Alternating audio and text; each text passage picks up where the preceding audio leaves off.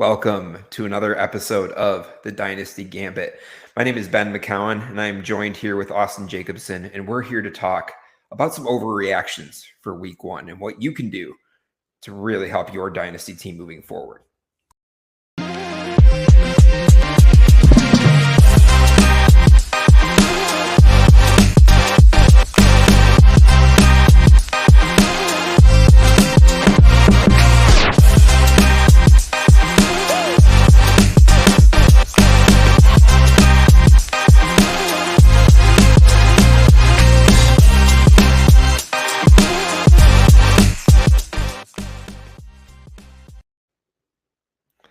All right, so another fantasy season getting started here, and as you can see, I'm wearing the Marv jersey right here, Austin.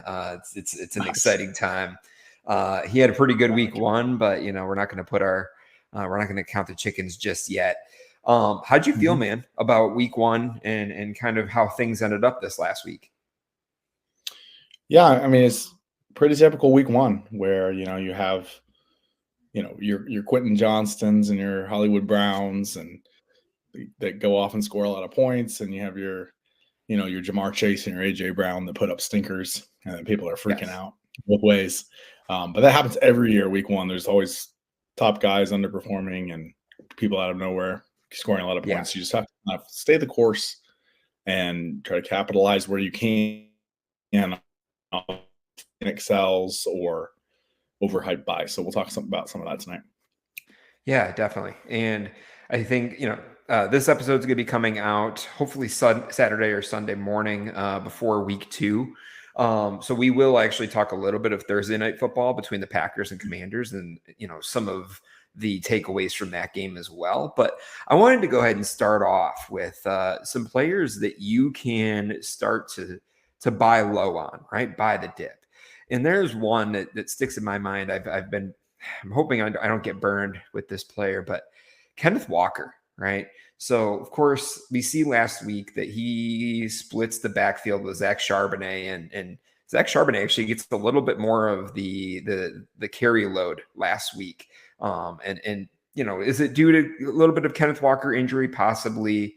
But, where do we see this shaking out? And to me, I think this is still a perfect time to buy low on Kenneth Walker, possibly on whether he stays with the Seahawks or ends up on another team. And for me at this point, I still think he's worth a low end first or possibly 2 seconds. Austin, where do you stand on Kenneth Walker at this point?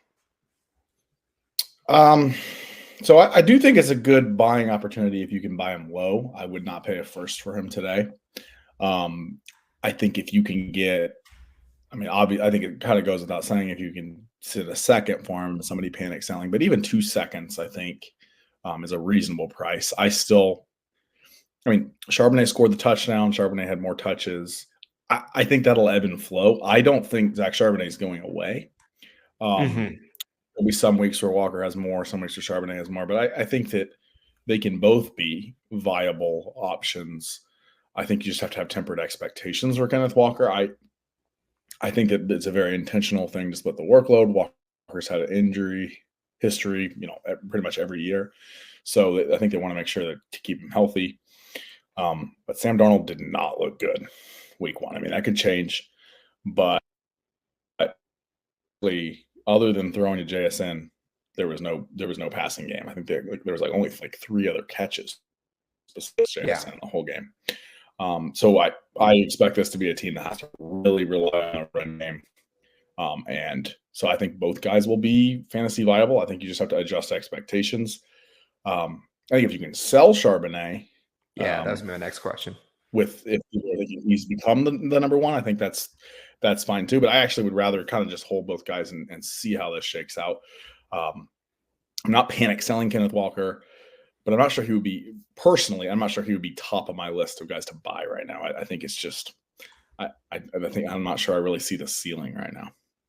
Yeah, no, for sure. And I think definitely, unfortunately, just a burner in redraft, right? It's going to hurt to see the split load there. But in Dynasty, we're going to have to wait and see. Now, going to an offense that was a little bit more high-powered last season, And going into this offseason, a lot of people were really excited about it. I'm not too worried about the Detroit Lions offense. I think you look at week one and you take that as a major overreaction, because we even saw, going back to this Thursday night game, the Packers defense is really Super Bowl, level of Super Bowl contention at this point, right? Like they're looking amazing out there with Micah Parsons and Lucas Van Ness really like stepping into his role at this point. But to me, Gibbs, Monty, Jameson Williams, Amon-Ra St. Brown, I'm not panicking at this point. And I do think that you could possibly look to some of those other fantasy owners who are panicking at this point. They're worried about possibly the offensive coordinator change, the issues with the offensive line, which I think they'll get figured out. But would you get somebody like, Jahmyr Gibbs, for who in the offseason was going at, roughly around 3 firsts, roughly what Bijan Robinson was going at? And could you get him possibly for 2 first plus, or even somebody who might be selling him for 2 firsts, right? Or you talk about a Monty who could roughly go for a second round pick and help you on a contender. And then we talk about a Jameson Williams who, just like with Kenneth Walker, you could possibly get for 2 seconds. Where's the temperature on that, Austin? I find it hard to believe it could happen. I find it hard to believe that many people are going to be freaking out about Jahmyr Gibbs having a bad week and scoring. What did he score? 15 points, even in a bad week. So I find it hard to believe that will happen. But if it does, if you can buy him for 2 firsts, I would do that all day. I had my concerns about Monty going into the season. I just think every year that Jahmyr Gibbs continues to be a beast, he's going to get more and more of the workload. It's just going to naturally happen. We even saw, it's a 1-game sample size, but Gibbs was getting a lot more of those early down reps, because you would see a lot of the time last year Monty would be the first running back in the game and then basically split drives. But I think Gibbs is going to be more of the guy this year. But I don't think anything we saw from Monty last week changes preseason expectations. So, if you can get him for a second, I think that's fine. I'm not sure people are necessarily selling for a second, but if people are thinking, I'm out on this Lions offense, he's option number 5 on this offense, I just want a second, I'm fine with paying a second for him. Jameson Williams, I think, is a great buy low. Still have good expectations. This is the package with Jameson Williams. He's going to have games where he doesn't score hardly anything, because he's going to have games where he scores 35, and that's going to happen again this year. So, in a 1-week sample size, the fact that he had a bad game, I can't. Do you remember how many points he scored? I think he had not exactly points, but I know he had 4 catches for 20 something yards. Yeah, and so single he was digit out there points. He was out there for 95% of snaps. Right. So they want to utilize him. Yeah, he's clearly going to be a big part of that offense. It's just the game where the offense struggles. Like you said, Packers made everybody on Washington look bad. There was some garbage time stats last night from Debo and McLaurin and even Zach Ertz. But they basically got blanked through 3 quarters. So I think Jameson Williams is a good buy low. Jared Goff is a good buy low. I think a lot of people, are freaking out about him in our guillotine league that we're in. I actually got him for $0. Nobody bid on him except for me. So it's one of those things where it's like, and for context, the only quarterback on the waivers besides the guy who got cut was Spencer Rattler. So there was no starting quarterbacks, and still people didn't want to bid on him. So I think people are very low on Goff, and Goff is going to be fine. I think it's a big overreaction. So to touch a little bit more, anything less than a first for Goff, I would do. Yeah.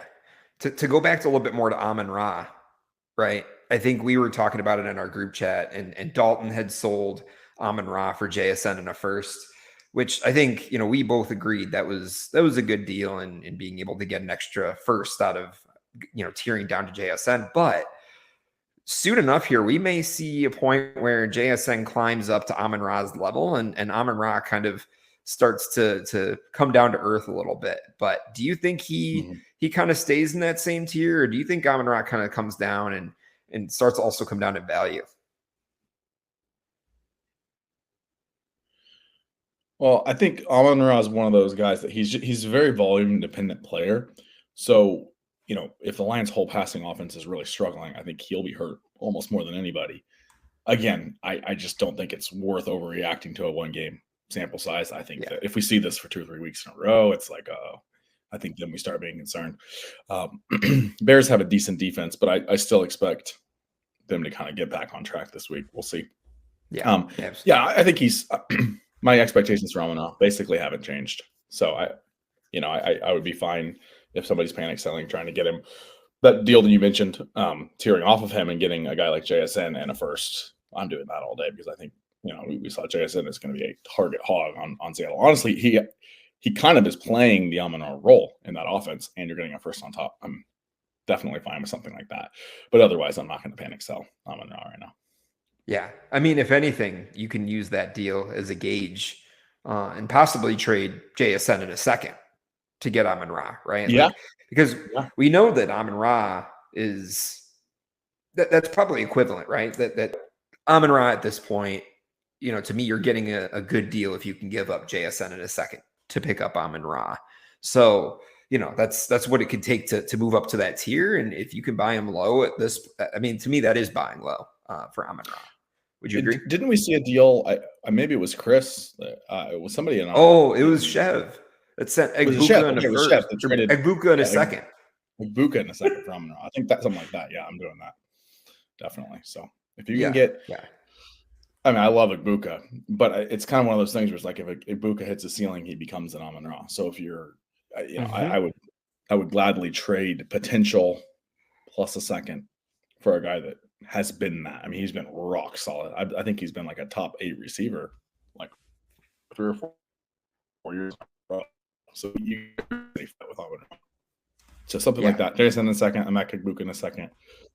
Yeah, I'm going to do that. But if you have to give a first on top of JSN, I'd rather have the JSN side. But there's a balance there. And I think the ceiling for me for Egbuka is like giving up a first to get Amon-Ra. I don't even know that I want to do that because I do really love the path that Egbuka is taking.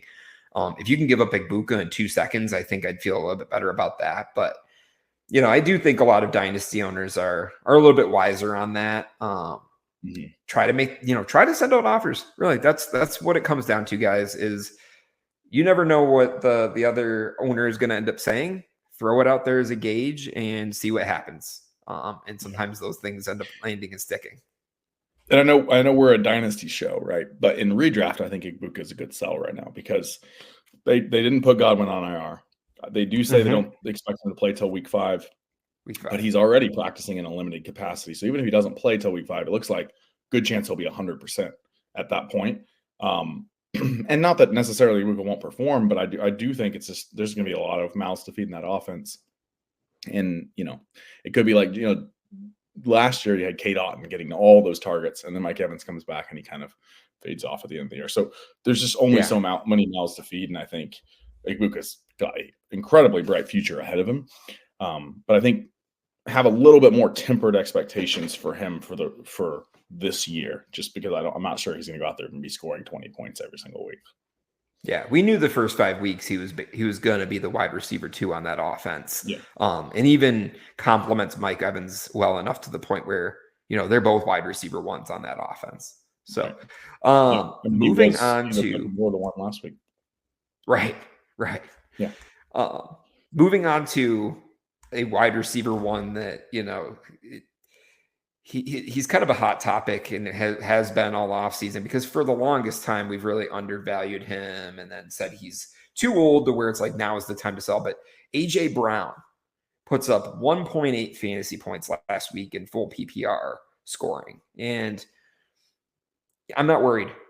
I'm really not worried. I think this is probably the most major overreaction from last week. And that's why AJ Brown is in our thumbnail, besides a man we're going to be talking about later. But AJ Brown is the wide receiver 1 in that offense. And, the game script just ended up not working out where he got 1 target in the 3rd quarter.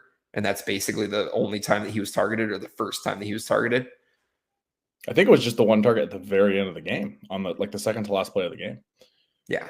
That's not going to happen.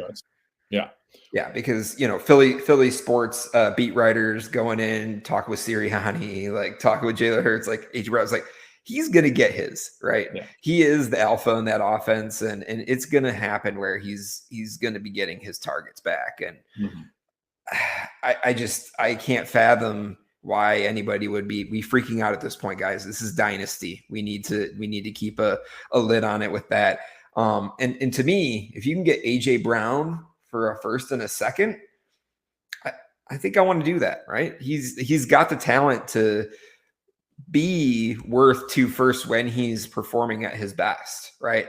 A little bit of the issue is the age there, right? He's 29. You're investing in a contender to really take you to that next level. But I think a first and a second gives you a little bit of insulation in, the amount of value that you're giving up to get a wide receiver 1 on your team.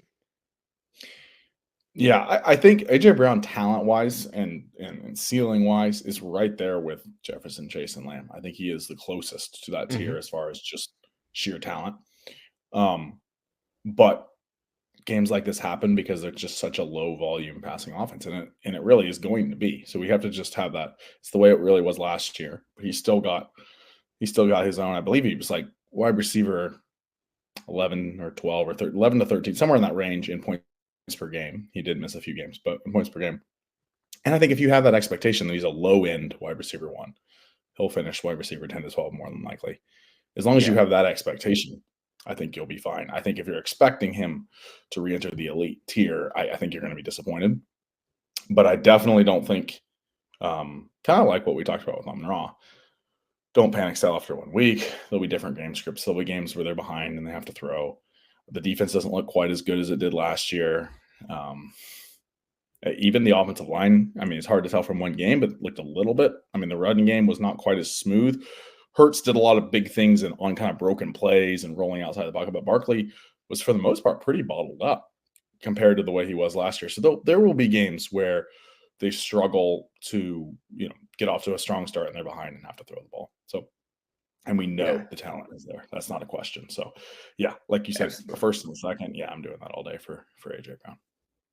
Interesting thing about AJ Brown, and I'm actually going to kind of shout out fellow podcast out there, FF Dynasty, with our friend Chev, who is a regular guest on there. But they had Quality Stats, who is one of their statisticians that they bring on from time to time, and they were going over who his model loves in redraft, and AJ Brown was like one of the top guys. And the reason why was they thought with Philly being one of the lowest pass rate offenses last year, and Saquon, of course, coming into this year, another year older, them possibly having to kind of give him a little bit of load management. The thought was the passing game opens up a lot more, right? And really the targets then go more to Devonta, more to AJ Brown, more. And so, I'm still holding on the fact that AJ Brown is going to be the guy for them. It's just, you're gonna, like you said, you're going to have these up and down weeks. So I think go out there, make some offers. If you can get him for a first and a second on a contender, I'm feeling pretty good about that. And then kind of cover our last guy on ones to buy the dip on. And this one really, I don't know that everybody's going out in the streets feeling this way, but Omarion Hampton, right? I think a lot of people look at preseason, they looked at the first game and they're like, oh, he doesn't look good, but it's not him, right? I think it's he just didn't have the opportunity with that offense to show what he can do just yet. And so I think if you're on a rebuilder, you're on even potentially a contender, and you have the capital to be able to spend on an Omarion Hampton, I would be okay spending that draft capital to bring in the RB1 on that Chargers offense. Yeah, I'm honestly, this is one of the more baffling ones to me, because you see a guy, if you had high expectations for him, you took him with your number 2 pick in your rookie draft, let's say. I don't think it could have almost been a better start as far as like usage, workload. They used him almost every single down. I believe he had close to a 90% snap share. Obviously, Najee Harris was getting work back in. I don't think that's sustainable, but they love him. I mean, he made a big mistake right before halftime, stepping out of bounds there and hoping the Chiefs be able to get that field goal. And Harbaugh said, basically, it's my fault. I shouldn't have put him in that position. So they didn't even blame him for that at all. I feel like that was a lot of the reaction on X. I saw lots of people saying like, oh, he's in the doghouse now. I don't think that's the case at all. And he had a great fourth down run in a big situation that helped them. It's amazing how much a difference getting a touchdown, which is largely just totally hard to quantify. Like, there's so much variance with touchdowns week to week, especially in a 1 week sample. Because I think Ashton Genty was way more bottled up than Hampton, but he got it in the end zone, and so people felt better about that game. I'm not worried about Genty either, but I'm just saying, I mean, Hampton was a more efficient runner than Genty. The offensive line for the Chargers looks better than the Raiders. So I think if you're alarmed about Hampton, you should be alarmed about Genty, but I'm not alarmed about any of them. And I think that if people are already giving up on him after 1 week, when it's not like he went out and it wasn't like even Jahmyr Gibbs. Remember Jahmyr Gibbs week 1 of his rookie season where he barely got any touches and everybody's freaking out. Even then, obviously it worked out, but I'm saying it's not even a situation like that. Hampton was a workhorse for them. Right. And although I do think Najee will get more touches, I expect Hampton to be the lead guy all year long. I mean, when you drafted him, right? When you drafted him at the second pick, you were expecting him to not be the starter for the first 6 weeks or so, right? He was going to get worked his way in. So the fact that you get here week 1, he's a workhorse, like among the leading workhorses in the NFL in 1 week, nothing but positive, nothing but a bonus from what you expected. So that one baffled me, the way people were freaking out online about that one. I think you bring up a good point.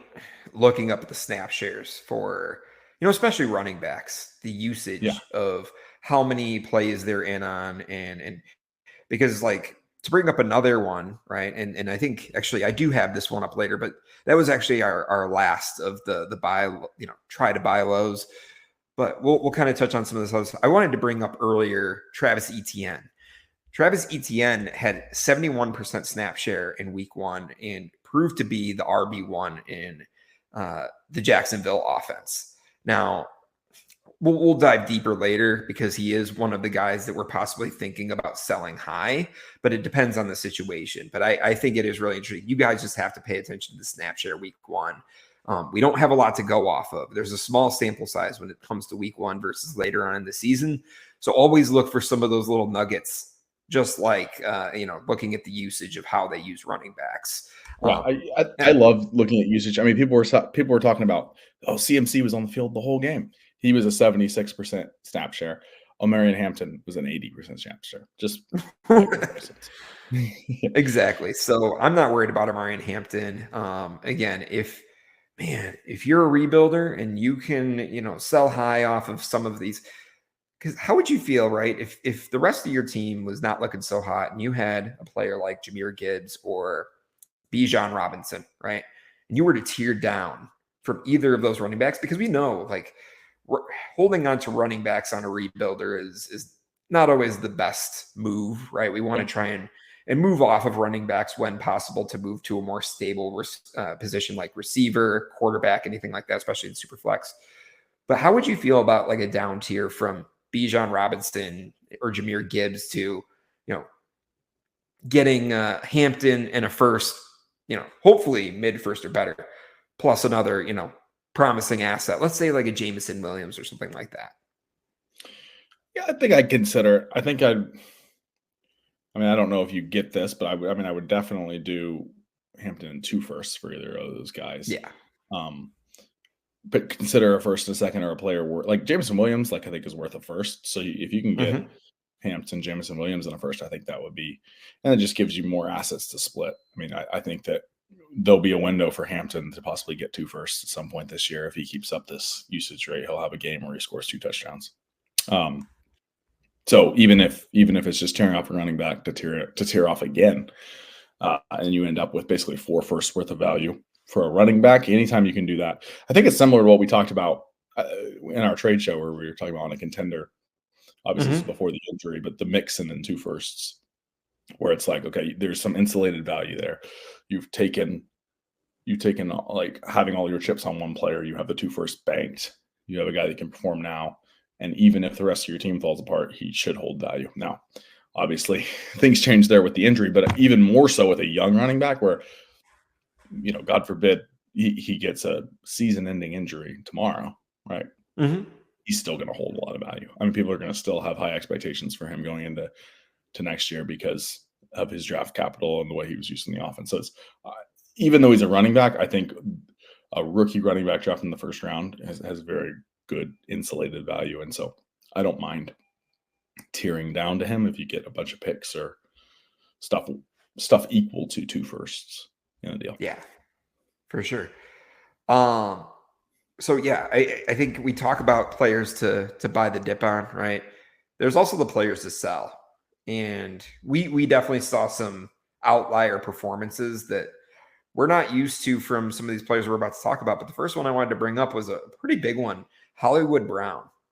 And I watched that game, and I think you and I both talked about how we had certain lineup situations where we both had to start Hollywood Brown because of injuries or whatever. And man, that was a nice spot to get 19 points right off the bat for my wide receiver 3 on my lineup. So, you look at it with Worthy and Rice returning to the offense in some weeks, right? Rice had the 6-game suspension. Worthy, right now he's returning to practice and he is foregoing surgery. So he could be back in 2 to 3 weeks. And we'll see how that all holds up if he ends up being able to finish out the season. But now still probably would be the time to try and sell Hollywood Brown if you get the chance, because even on a contender, I just don't know that it's going to end up lasting through the season where you could be able to liquidate and get some value picks, possibly some other players, whether it's a 1-for-1 of a player that we normally would value higher than Hollywood Brown. Like, I think you need to do that if possible. But could you get a high-end second or 2 seconds out of Hollywood Brown? That would be lovely for me. I would love that. I highly doubt you get a first, but if possible, try and get out within the next few weeks. Yeah. So I actually think, for me, I would trade him for any second. I think that Hollywood Brown's going to have I think he's going to have a couple more of these games. He's going to score 15 points a game for 3 or 4 weeks. But my biggest takeaway from watching that game is Rashee Rice is going to be a top 5 receiver when he gets back. He was getting all of the targets on the routes that Rashee Rice runs. And, obviously Rice is a much more talented. No offense to Hollywood Brown, but Rice is a much more talented receiver than him. And once he's in that offense, he's going to immediately assume that role. And so I don't mind on a contender that has a couple injuries at wide receiver if you can trade 2/3 to get Hollywood for a couple weeks to help you fill the gap. But I wouldn't pay a second, because I just think if you can get a second, I would do it. If you can get, like you were saying, 2 seconds all day, because I think there's a good chance in 3 or 4 weeks he goes back to he's a 6 or 7 point per game guy for the rest of the year. I just don't. It's entirely volume based off of them having literally nobody else. For portions of that game, it was just him and Tyquan Thornton. And Juju Smith-Schuster, who has also been off the radar for a long time. But yeah, he was in and out of the game. Like, there were times in 2 receiver sets, it was him and Tyquan Thornton, and I was like, man, of course they're going to throw him the ball. And Kelsey, he had that nice touchdown play. Other than that, was doing nothing. He was literally kind of standing around out there. I don't know. I don't know if they had him just out there as a decoy. I definitely think there's some concern with Kelsey. In fact, I think we didn't talk about it, but Kelsey might be a good sell off that touchdown game. He looks slow and inefficient. I watch him prove me wrong and go out and score 30 points this week. But man, if Kelsey can't score early in the season with basically no target competition, it's not going to be good when those guys come back. So right, yeah. But yeah, for me, Hollywood Brown is overall a sell. If you can get 2 seconds or even 1 second, really. Here's a good one for you, Austin. I don't mind the short term buy, because I do think he's going to have a 3 or 4 week window of being a very solid wide receiver 2 in your lineup, because it's just no one else will throw the ball to. Jalen Royals in a second for Hollywood Brown. So trade his teammate, get his teammate on your team, and a second. And we know that Jalen Royals is going to be definitely a little bit more involved into that offense once that whole core starts to kind of develop. And even if he isn't, you got a second on top. So those are definitely the deals you want to be looking at, especially as we have this time right now where Rice and Worthy are out, and you can possibly make that deal happen. Can you trade Hollywood in a second for Worthy? That would be maybe not, but If you could make it happen, that would be a Yeah. great deal. Yeah. So moving on to some, man, I can't believe we're talking about this guy being the QB2 last week, but Daniel Jones and what he is, it's tough because easily on a retool or a rebuilding, you're selling right now. And I don't know, if anybody's going to bite. I mean, I think there's probably a contender out there that will, but what do you get, right? I mean, do you essentially hope for a second? Because again, this is another situation. I don't think you're getting a first, or do you hope that you get 2/3 even on a retooling team or a rebuilder? So I think he's a hold right now, honestly. I just don't think the market's there. I think people Yeah. understand what Daniel Jones is. I mean, we had 2 years ago a game, I think it was week 2 against week 2 against Arizona, where he scored 32 points. And then after that, he proceeded to score 5, 11, 7, and then got hurt, and then was benched the rest of the season after that. And so we've seen him have some big games. This game, like, the offense looked really good, and they were in on a roll. They're obviously not going to have games where they score every single drive like they did there. But his fantasy production is greatly inflated by 2 short touchdown runs. And so he scored 30 points. Without those 2, he would have been 18. Now, obviously, I hate if he hadn't done these things, he would have had a bad game if he hadn't done the good things that he did. But what I'm saying is 18 is nothing too special. And there's just no way that Jonathan Taylor is not getting a lot of those carries as the season goes on. And I think for them to have 2 goal line opportunities and for it to be Jones both times, maybe that's a sign of things to come. I just don't think it's likely that those all go to Daniel Jones instead of Jonathan Taylor as the year goes on. He's just such an up and down quarterback. Maybe he's like Sam Darnold last year or Baker Mayfield the year before, where he just needed a new scenery. I'm just not buying it, but I just don't think that. I think that nobody's really buying it yet. No. And so maybe in another week, if he does it again, then there's a sell window and you can get somebody to pay a first or 2 seconds. But I think you'd be hard pressed to get somebody to even pay a second right now, because I think people are not falling for this again with Daniel Jones. And I think it's best to probably hold.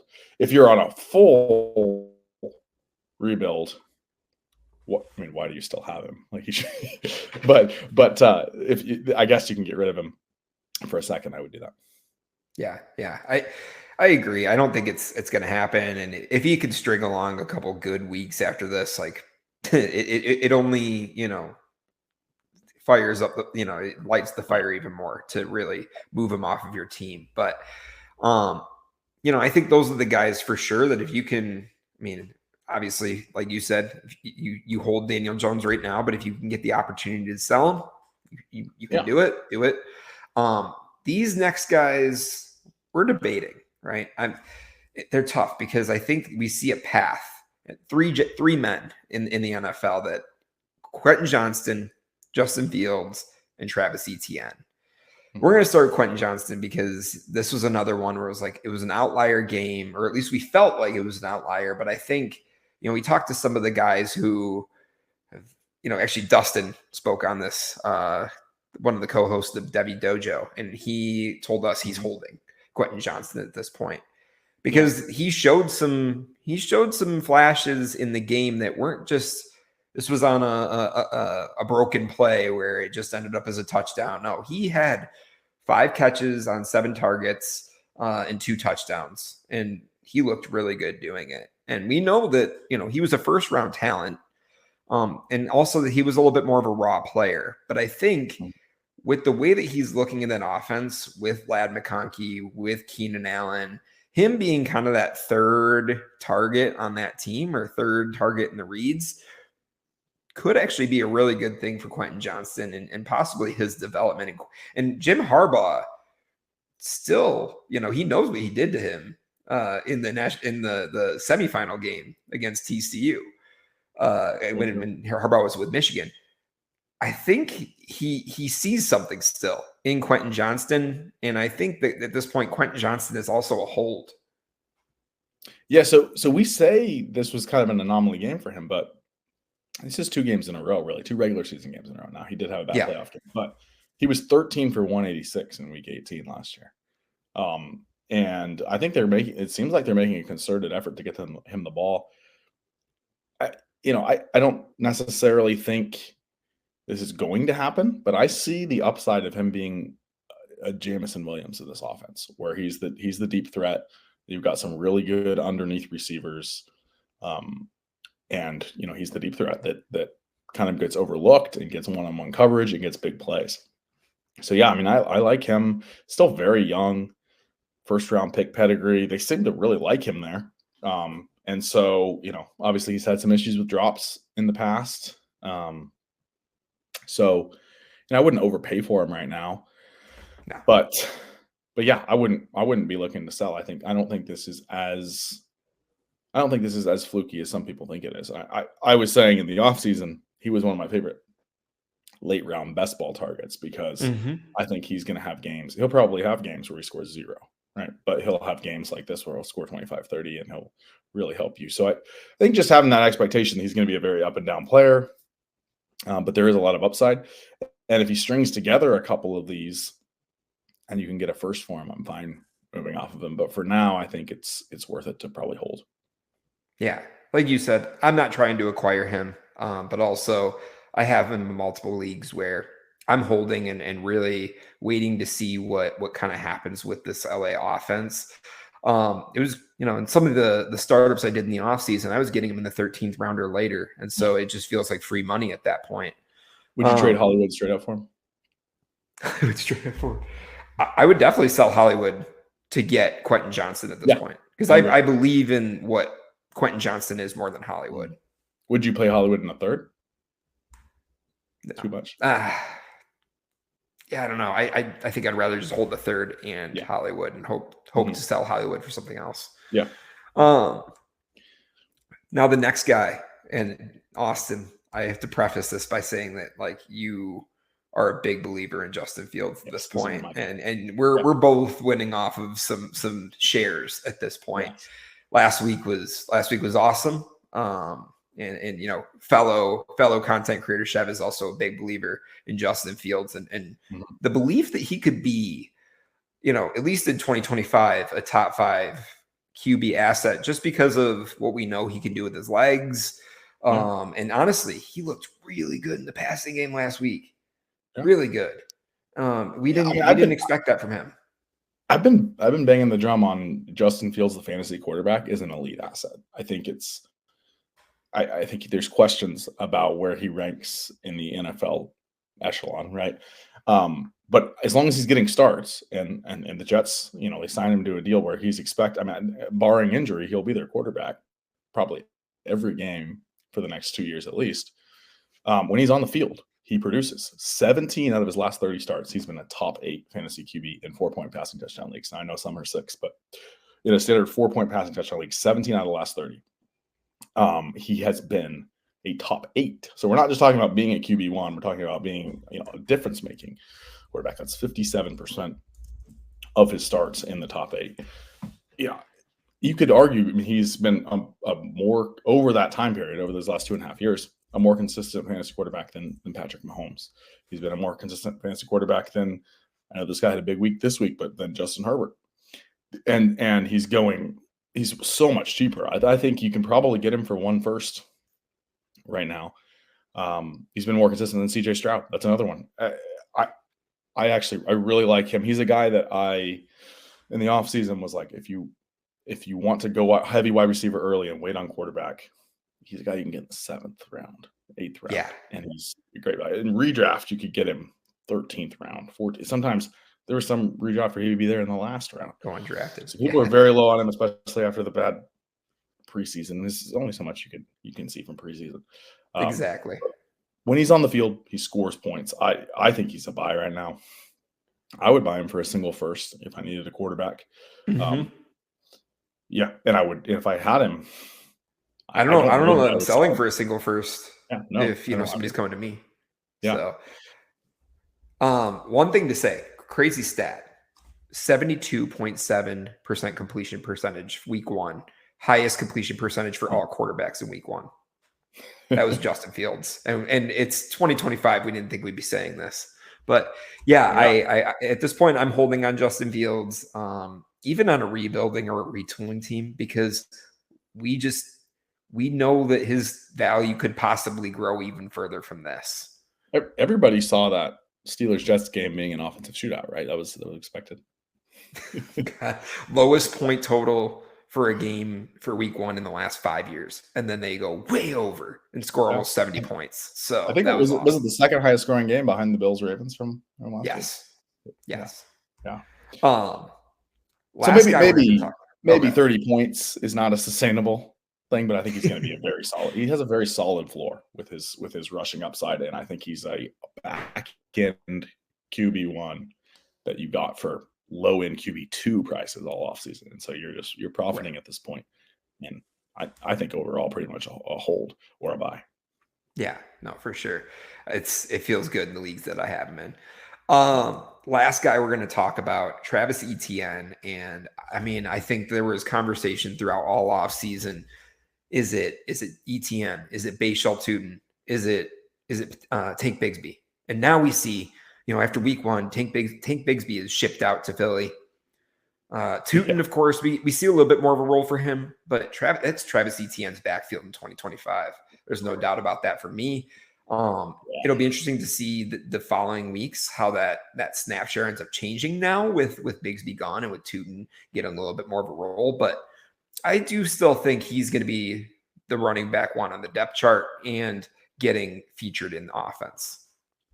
Yeah. Unfortunately, I mean, we talked about him as a potential buy, in one of our early shows in the offseason. I think the window's closed. I just don't think you're going to get him for less than a first at this point, and I would not pay a first. I'd probably sell him for a first. I think there's a chance that today is the highest value he'll ever be for the rest of his career, just because it's like, wow, Tank Bigby's gone. They believe in him. I think if I had to place a bet, I would say he's going to be a top 15 running back this year. I think just with the workload that he's probably going to get. I just don't know what that looks like into the future. And so, yeah, I just think at this point you probably miss the buy window, and he's not the type of player that has a lot of insulated value where I would be willing to pay a first. If somebody was willing, somebody was willing to give you Etienne and a third for Kamara, something like that. Maybe I'd do that tier off, get the younger asset and a pick, maybe. Yeah. But otherwise, I probably would just hold Etienne if I have him. Yeah. Unless someone wants to give me a first, and then I might do it. But I wouldn't. I just think at this point his value is probably going to be in season as a guy that's getting a big workload. It's probably going to be a first, and I wouldn't want to pay that right now. But I think this is amazing news for Etienne. If you bought him low in the offseason, you got him low in a startup, you're loving it. It's already paid huge dividends, and I think that there's no reason to think he's not going to be a solid RB2 this whole year. I mean, at that point, you're the contender, and you're holding him, hoping that he, at least wins you a championship this year. And then if you're a retooling team, like you said, if you come across a first for him, that's free money right there. Yeah. Definitely sell him for that. So yeah, I think it's Etienne on a contract year. Bashal, they drafted Bashal Tootin in the 4th. Who knows if they're trying to, just say they're going to walk away from any deal with Etienne with Jacksonville, and he goes somewhere else. Could get a second contract and possibly be productive after that. But I think, like you said, I think this is the highest his value is probably going to get to. Also, too many people bank on those day 3 running backs. It's like I think they like Bashal Tootin. But even if Etienne walks next year, there's a good chance they sign someone else or draft someone else. I think some people that are gonna now be too excited about Bashal Tootin. I've even seen a lot of LaQuint Allen hype, and it's fine. I mean, I think that those guys obviously they go up a rung in the depth chart with Tank Bigsby gone, but I mean we saw a lot of the similar excitement with Tank Bigsby just a year ago. So, I think that when you have teams don't necessarily have a succession plan at running back. Usually we have this guy until his contract's out, and then we figure it out after that. It's rare that it's a guy that's like, oh, we drafted this guy to be the successor. It just doesn't happen as much with running back as it does with other positions. And so I would say have tempered expectations for Tootin. Obviously, Bigsby leaving is good news for him, But I think people that are kind of writing the narrative of Etienne might be gone next year and it'll be Tutin's backfield, I think have a little bit of tempered expectations. I don't think he's the type of player that's ever going to be a workhorse. Doesn't mean he can't be a fantasy producer and an electric change of pace guy. But I could be wrong, but I think that they drafted him to be a guy that's a complementary player. So I think I think value him that way. And if you get something more on top of that, have it be a bonus. So just don't overpay right now. Yeah, I mean, you see the offenses where it's happened before with Blake Corum going to the Rams, Grendo going to the 49ers. Mm-hmm. It never ends up being just that perfect succession like you're talking about. So, definitely interesting to pay attention to with that Jacksonville running back room as time goes on. But let's talk about the two hottest names in fantasy right now. And you looked at the show notes, so you know. But Harold Fannin Jr. and Emeka Egbuka, right? We talked about Egbuka a little bit earlier, and how, possibly getting him involved in some deals. But Harold Fannin Jr., let's talk about him first. We see one game with him as a rookie, and same thing for Egbuka. And Harold Fannin gets involved more, I think, what was it? A little bit less of a snap share than Njoku, but has a more productive day with more targets and has more catches and has a more productive fantasy day. Mm-hmm. And people are going hot in the streets right now for Fannin. I mean, I saw Fannin sell for a first. I think Chris sold Fannin for Fannin in a fourth for a first. And I'm like, man, where can I find these deals? Because if you can be able to sell a tight end like that we have no idea what's going to happen and get a first out of it, I'm going to take that deal 10 out of 10 times. Yeah. So Fannin's up to tight end 9 on keep trade cut. Njoku is tight end 12. I would rather have David Njoku than Harold Fannin. Maybe call me a party pooper, but I still think David Njoku. I mean, he's still young. He's still a great. I don't know. Watch it. The Fannin hype will build, and Njoku and Fannin will both have good games. And Njoku's going to get a 4-year contract with Cleveland this year, and the water will be doused on Fannin. Now, I like Harold Fannin a lot. I think he is a phenomenal talent. He was unreal in college at Bowling Green. We've seen him be able to handle a big workload. I think he's going to be a great asset. I like him a lot. But people are really overreacting to 1 week. And I think we need to see that more sustained. I think Njoku, we've seen him do things to Flacco in the past. Njoku's on the field more. He's going to catch some touchdowns. He's going to have some big games. So, I mean, to me, as much as I hate to say it, like I'm mostly holding Fannin. Yeah, because I did draft quite a bit of him in the 3rd round. But if somebody came to me and was like, "I'll give you Njoku or I'll give you Hawkinson straight up," which is like the range that he's being ranked in now, I don't know how you turn that down. It's just it's too much of a sure thing right now. So that's just me. But I saw in our Discord somewhere earlier, somebody was like, "The ceiling is tight end 5." I'm like, could it happen? Maybe, but I'm not going to bank on To be fair, it's like besides Bowers and McBride, and I think Kittle, but Kittle's hurt now.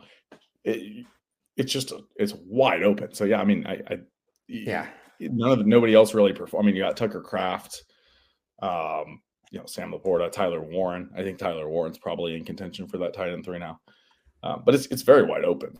So it sounds outrageous to say tight end 5, but it's really just 2 or 3 guys, and then it's just a tier of about 10 people. So I think it's conceivably there, the ceiling. I just think it's a long shot outcome in a bad offense with another tight end and some good wide receivers and possibly a rookie quarterback coming in midseason if they're struggling.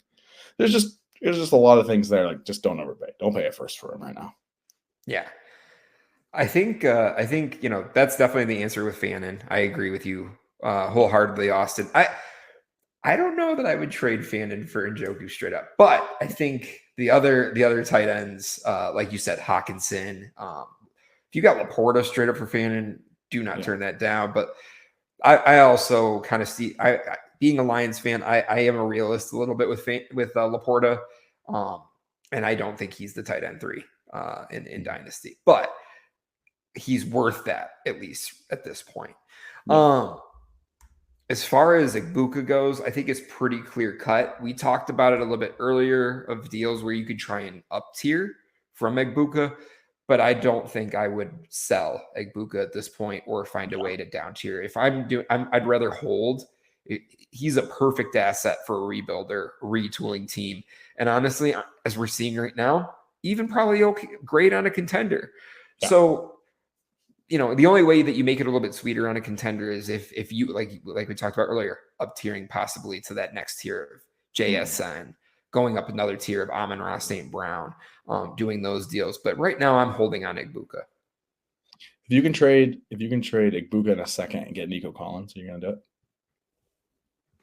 Yes. Wholeheartedly yes. Okay, so as a Nico stan as well. But so in Keep Trade Cut, they're now 6 spots apart in ADP. So in the same, basically around the same value. So stand for this. Nico Collins is wide receiver 10, 22nd overall player.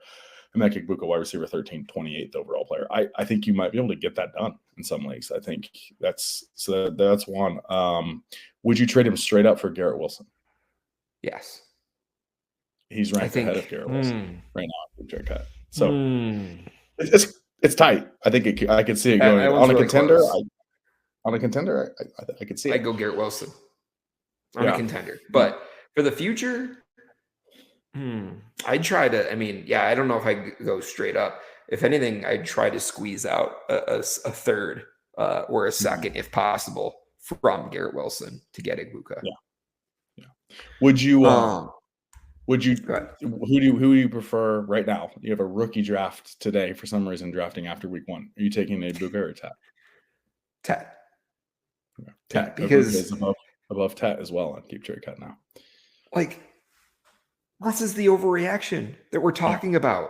Like, it's just trust all of the stuff that you had been going into from the offseason into this, and you can't base it off of a small sample size of 1 week. Right. That's crazy, Austin. To be honest, I've fallen so much from looking at Keep Trade Cut. Because, eventually you get a gauge of your own dynasty value, right? Like, Keep Trade Cut is a great tool to help you, build that. But also, Keep Trade Cut is not perfect in its own way. One, you've talked about it before.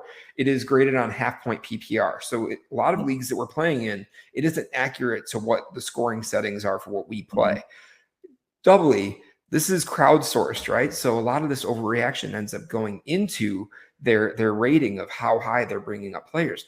The fact that he is above, you said he's above Garrett Wilson? Yeah, he's wide receiver 13. Wilson is 14. McMillan is 15. AJ Brown is 17. Yeah, so if you can get AJ Brown and a third, or AJ Brown and a second off of Egbuka, that on a contender like that, you should probably do that. So value-wise, they would have Egbuka is further ahead of AJ Brown than Nico Collins is ahead of Egbuka. So it's in theory, value-wise, he's going Egbuka will be an AJ Brown in a second. So the reason why, I think the Keep Trade Cut is I actually really like that it builds in the overreactions and that it's crowdsourced, because as long as you know how to use the tool, it's this is what people are thinking about these players right now. Yes. And it kind of gives you a gauge of something that you didn't even think you could do. Can I get, a rebuilding team? It's oh man, I wish I had drafted Egbuka. Can I get AJ Brown in a second, or even AJ Brown in a third, and I'm a contender? I might do that. So I love Egbuka, and I really wish I had more. I only have 1 share of him, and I was telling you this. It's even if I got an amazing deal, I don't know if I could trade him because I just don't want to have 0 shares. So I think he's going to be a great asset. But again, some of these guys get so juiced up, especially when you're talking about a guy who scoring 2 touchdowns. Again, 2 touchdowns are kind of a variable stat. He's not going to score 2 touchdowns every week. We know that Chris Godwin's coming back at some point. Jalen McMillan hasn't been playing. He's got a neck injury, but they expect him back in midseason. So it's just going to get a little bit more crowded. And even though I think Egbuka is a great dynasty asset, if you're a contender and can capitalize on this value right now, trading him in a second for Nico Collins, something like that, I would do. So there's different things to look at. It's kind of fun to evaluate and kind of capitalize on these overreactions. But you don't have to, right? I mean, if you believe in a player and you want to hold, in some ways you can be overreacting to the overreaction, right? And make a trade that you later regret. And you're basically just doing the trade because you feel like it's an overreaction. Yeah. I think we want to be careful with that too. Yep. So perfect example of this, and this is actually going to tie in perfectly with the last segment of our show. And actually this player isn't even in our show notes tonight, but I want to bring him up because I have been, I went on to Tyler's Friday night from the forum show, and I stuck my neck out there for this guy because I believed a lot of the camp hype and was really like, but then it started to get a little crazy. People were starting to overreact during camp about Corey Krosky Merritt or Bill. And with this, right?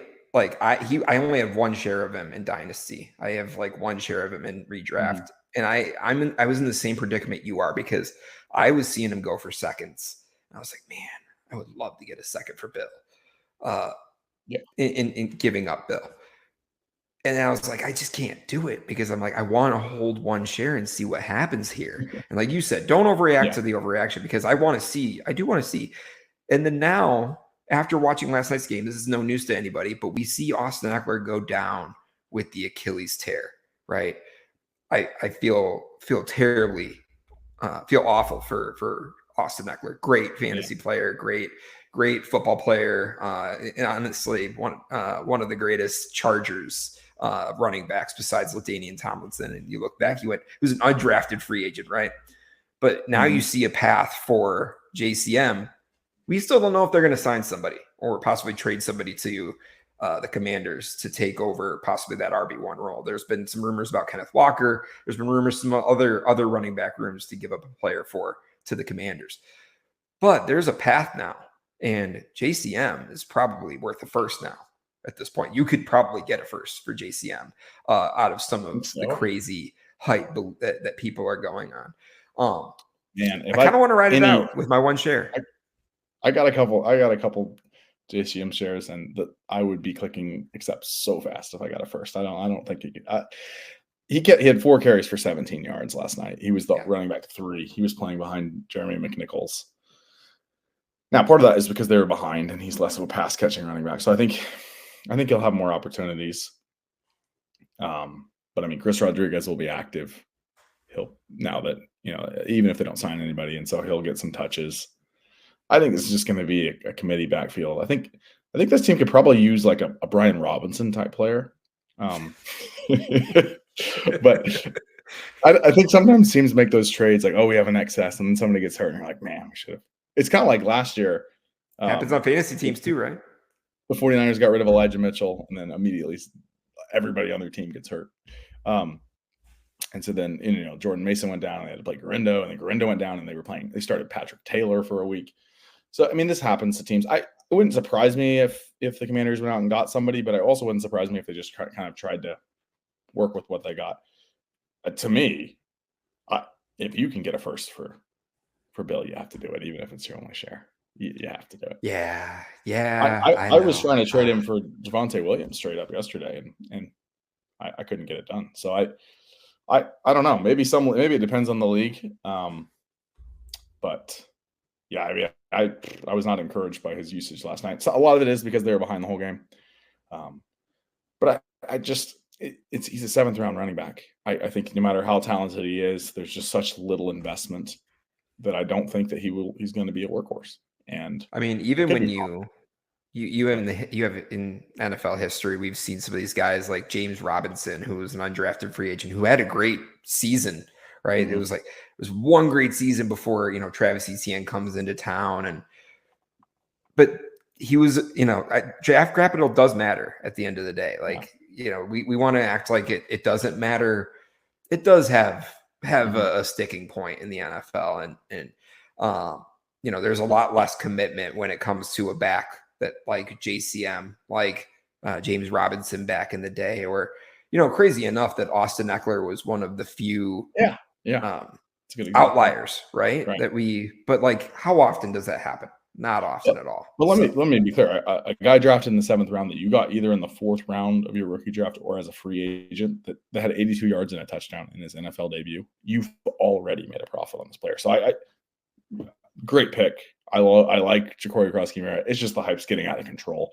And honestly, if you can trade him in the next few days for a first before they sign somebody else or before next week, because I think that there's going to be some disappointment when he goes out, when it's still a committee, when there's either bring someone else in or Chris Rodriguez has more of a role, or Jeremy McNichols, who's still ahead of him on the depth chart, is getting a role. Yeah, I just think a first for him is, I mean, you drafted him in the 4th. Just take your, I probably would still trade him for a second, to be honest with you. And I think, hopefully none of your league mates are watching this show, because, they're going to be a little bit wizened up to what we're talking about here. I need it before we post. I need to send some offers. Yes. But yeah. Good stuff. So we're going to finish up with 3 more players, and 1 from the Commanders and 2 from the Packers. Terry McLaurin, Matthew Golden, and Tucker Kraft.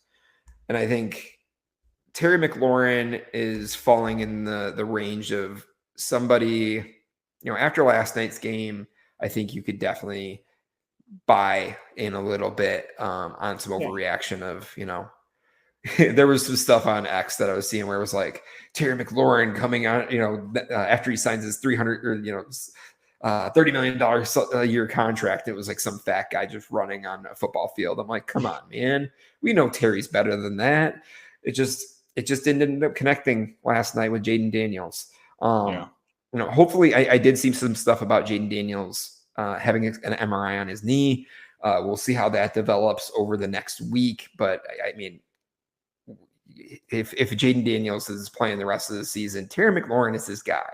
So, and I also, he signed the contract. Like, guys, let's not overreact to this. We know Terry McLaurin is a great receiver. Yeah, I don't really have any concerns. I'm like, as a guy that owns a lot of Terry McLaurin shares, I obviously don't love the start. Yeah, but you had the first game, a game that got ahead early and kind of took, relied on the run game in the second half. Then the second game, playing against what looks like it's going to be one of the best defenses in the NFL. I mean, they completely shut down the Lions week 1. We just talked about the whole team. I think he'll be fine. I don't. I mean, I think it's one of those things where it's like he's a veteran receiver, so you're hoping, once you get to 30 years old, you need a guy that's performing right now. So there probably will be some panic selling that happens with him, just because it's like, man, I don't want an old guy that's also not scoring. So, I think there could be a chance to buy low. But I do think he's a bit of a wait and see. But I'm not too worried about him. Yeah. Last 2 guys, right? Matthew Golden. Yeah. Where are you feeling on him right now? Man, opportunity should be there. I mean, Jaden Reed is going to miss some time. Christian Watson's obviously out. He didn't catch a single pass last night. He had a couple rushes, one where he looked pretty good, but he just isn't getting super involved in the offense. To think about those owners that drafted him ahead of Egbuka, and I know it happened in some leagues that are probably pretty disappointed right now. It's tough. I definitely think I think he's probably a hold if you drafted him in the first, early second. I just don't panic sell, but yeah, I think the concern's starting to rise. I think in the next couple of weeks without Jaden Reed, if he's still not performing, I get pretty worried. I'm going to play devil's advocate here, right? It was actually, I posted it in the Discord. It was a tweet from Underdog Fantasy that he had 1.5 points yesterday off 15 rush yards. Mm-hmm. He had 2 passes that he ended up not being able to bring in, I believe. I mean, and honestly, I think it was less him. From what I remember, it was, some accuracy issues from Jordan Love. But yeah, he almost caught a 90-yard touchdown and almost caught a 30-yard pass. And the unactualized points that he would have had in last night's game, had he reeled those catches in, would have been 28 fantasy points. So it's like a couple of catches and the script is different, but he didn't. And so we're questioning. And like you're saying, I think he's on that same team. They have the king of unrealized points, Dontavian Wicks. And he was actually catching passes, as our friend Chev says, the man with Megan Fox thumbs. But he was somehow catching passes with those Megan Fox thumbs. Yeah. And then looked pretty good. I'll say he that. did. Dobbs looked pretty good. He did. And I think it's just Dobbs has always been underrated because he's never really gotten a full chance. So maybe even with him, maybe he's the guy with Jaden Reed out. Yeah, but we can't go off this show without talking about my guy here, and that is Tucker Kraft. He is, to me, the best receiving player, without Jaden Reed especially, on the Packers offense. And we were talking about Discord today, right? Could he see himself climb to that tight end 3 by the end of this season? I kind of see tight end 4, tight end 5 as the possible outcome that we see. Especially with this offense really starting to ascend a little bit more. And he seems to be that trusted target for Jordan Love. Yeah. So, I mean, I think he had a huge game last night. Obviously, week 1 he scored 10 points, depending on your format, but he scored double-digit points. But he only got 2 passes for 16 yards and a touchdown week 1. So that. To me, it's like, again, touchdown variance. And he had a lot of his points on one play, yesterday. So I like Tucker Kraft a lot. I think as far as the tight ends go, I think like you said, I think he's got the ceiling to be a top 5 dynasty tight end by the end of the year. He was very consistent last year. Obviously, with Jaden Reed and Christian Watson both out, I would guess at least 6 weeks for each of them still at this point. Yeah. He's got a massive opportunity to really get big target share. So yeah, I like Tucker Kraft a lot. I just think there may be a little bit of, week 1, he was not very involved. He did he got 2 passes. One of them happened to be a touchdown. And then yesterday he had 1 big play, and then he was pretty involved otherwise. But the reason why it was a monster game is because of the 1 big play. Again, like I said, it's one of those things where it's like, you don't take away the big plays because they did happen. But I think we've yet to see like that consistency that I'd like to see from him. So if he can go out there, target guy for the next few weeks, like we talked about, the tight end position, other than McBride and Bowers, there's a lot of question marks, and it wouldn't surprise me to see him get up there into the top 5. I think he's got the talent to do it, and they're in a great offense, has a good rapport with Jordan Love. So. Yeah, that was a guy that the window's probably, like Etienne, window's probably closed on buying Tucker Kraft. Very highly. I bought a fair amount of my shares in the off season, right? And it was mostly actually in startups. And where I was really getting in the startups was 8th, 9th, 10th round. And at that point, when you're taking your tight end 1, you're feeling really good at that point. Rather than taking Bowers, McBride. I mean, even Kittle, was going somewhere in the dynasty startups during the summer, around the 4th or 5th round, right? So it's just, again, we're talking about where you can capitalize and where you can really make those differences. And this show, again, is about the overreactions that we have on players. I think we just want to be careful with Tucker Kraft that it was a pretty exciting game. And I think what I'll say to that, Austin, I know you said, the 1 play, and then you kind of saw some utilization. There were some plays outside of the big play where, he was taking chunk yards, he'd get a reception. If you're getting, 0.5 to full point tight end premium added onto that, and he's getting 10, 12, even 7 yards, just continuing to add on to make chunks away. You're seeing those fantasy points start to stack up in your leagues. And at this point, I'm feeling pretty good going into the weekend slate with 27 points in multiple of my leagues at this point. So yeah, I mean, he had the 57-yard catch, but he ended up with 124 yards. So he did have 67 other yards. So it's not like it was it didn't even count for half of his yards. So yeah, I mean, I probably overstated that a little bit, but the week 1 was definitely kind of an outlier. That's all right, that's not so pretty. But I think there's also that offense was starting to kind of start to gel.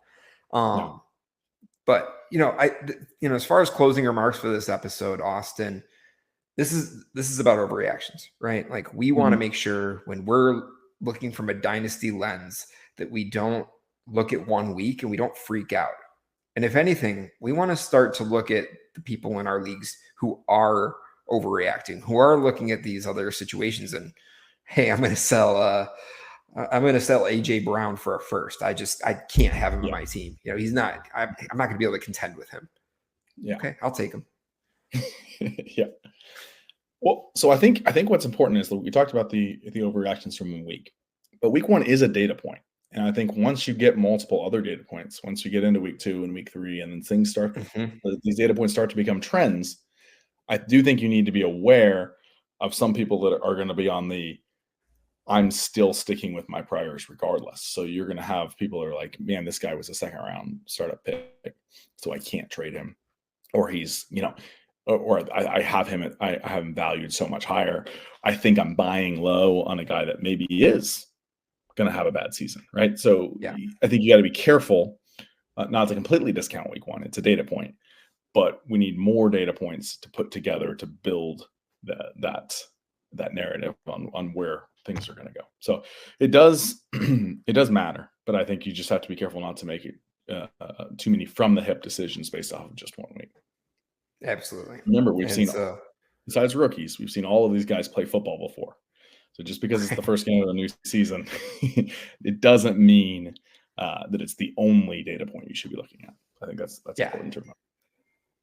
For sure. And I definitely, if you guys want to continue to bounce ideas off of our brains, we would love to get connected with you, right? We've told you in previous episodes, please get connected with us via social media, whether it's, in the YouTube comments here with FSA and Grindhouse, reaching out to us even via our other social media, TikTok, X.